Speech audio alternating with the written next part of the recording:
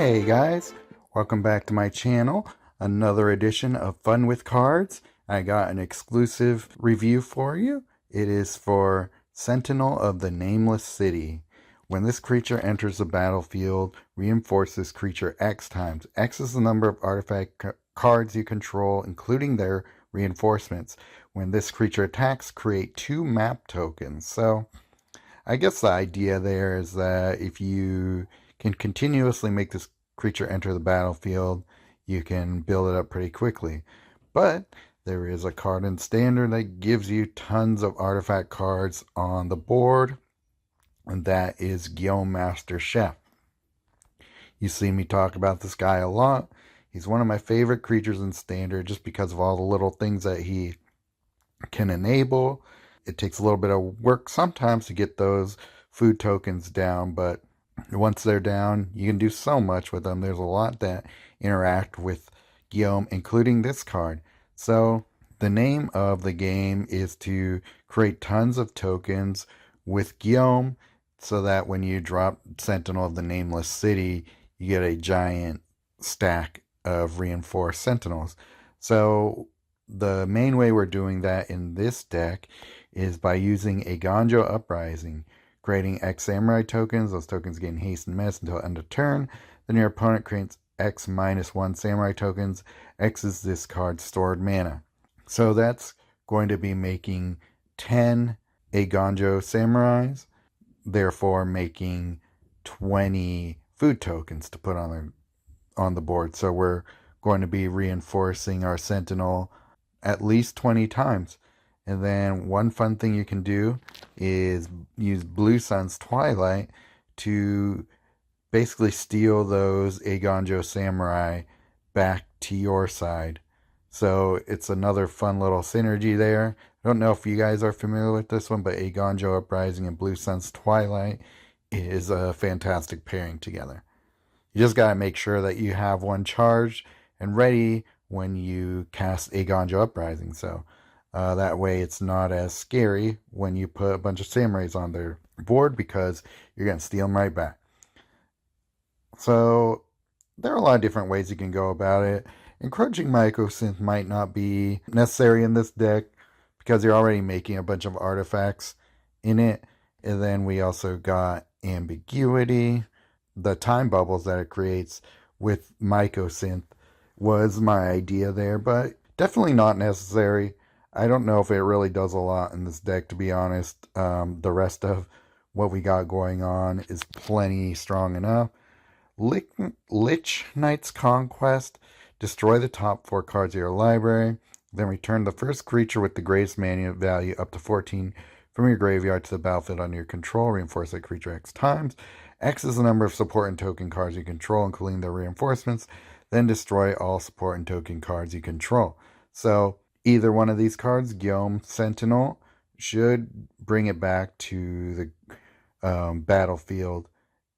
And it will destroy all of your food tokens. But if it grabs a Sentinel, then it's going to be reinforcing it a crazy amount, more so than it's already done. So it's kind of a little bit of a win more, but it's just fun. And then, of course, Hall of Gemstone. Mana field, gain an extra swap. Then increase your mana bonuses by 7 until end of turn. It's mostly there to pump up Karn's mana bonuses because they're really not good. He mostly gets mana from destroying power stones, so it's not a very great way to do that. But with the Hall of Gemstone, you're going to be getting an extra swap and increasing your mana bonuses to something a little more manageable.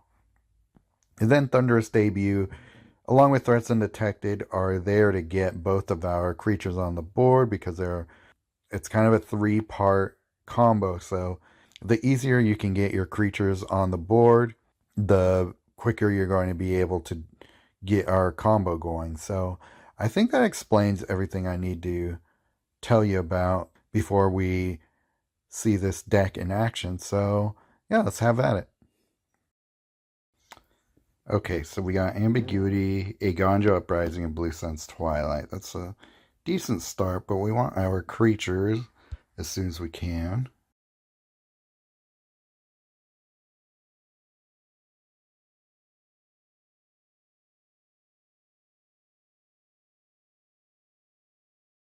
Another blue sun.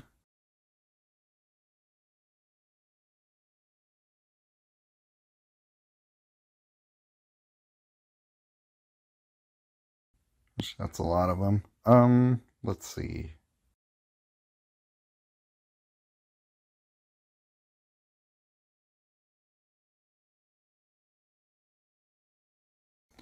All right, cool. Gyome.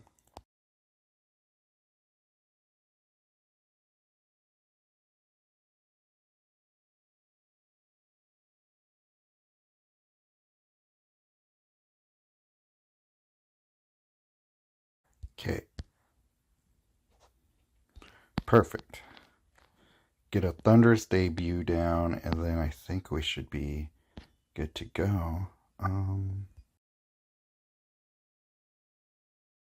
Yeah, I think I don't need fully charged Eiganjo Uprising for this. But we're going to get one anyway, so. Good.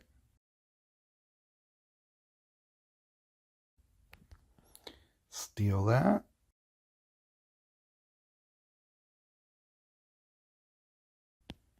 Okay, well, we didn't really need that, but would have been nice to have. So we will debut our Sentinel here and see how that goes. Yeah, here we go. Okay. Then we'll probably kill a Power Stone, get a Gyome down.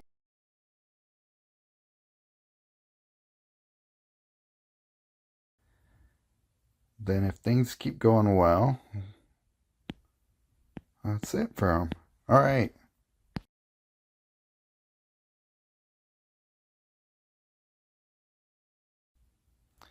See if I could cascade into another Sentinel. I don't think so, but